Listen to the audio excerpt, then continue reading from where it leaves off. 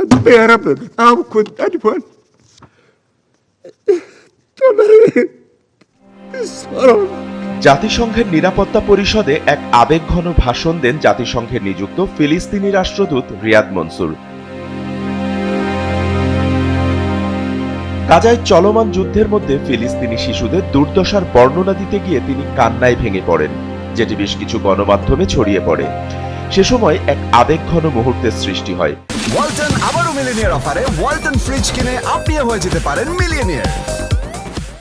মনসুর টেবিলে ডুকরে কাঁদতে কাঁদতে তার বক্তব্য থামিয়ে দেন।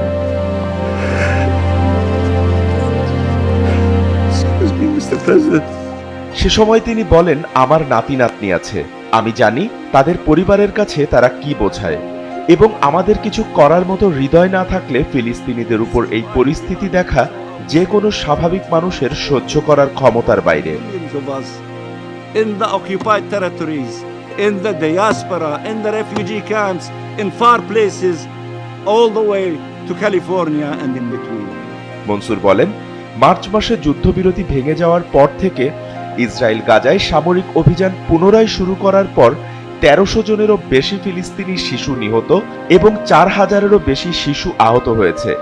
ডজন ডজন শিশু ক্ষুধায় মারা যাচ্ছে।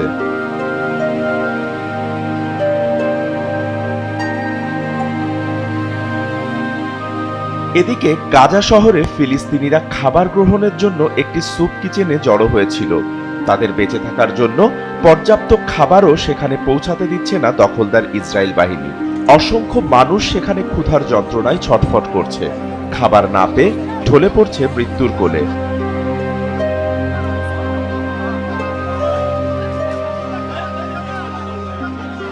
مجاعة حقيقية صحيح، فيش مجال، احنا استوينا بكفي، هو انا قاعد على الدور الله يعلم يصلي الدور ولا ما يصليش।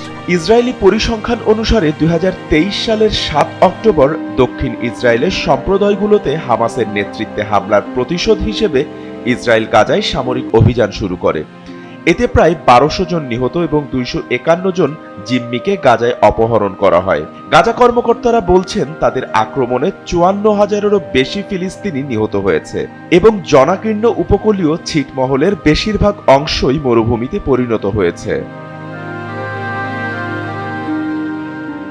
বাপ্পি খান, এসএ টিভি ডিজিটাল।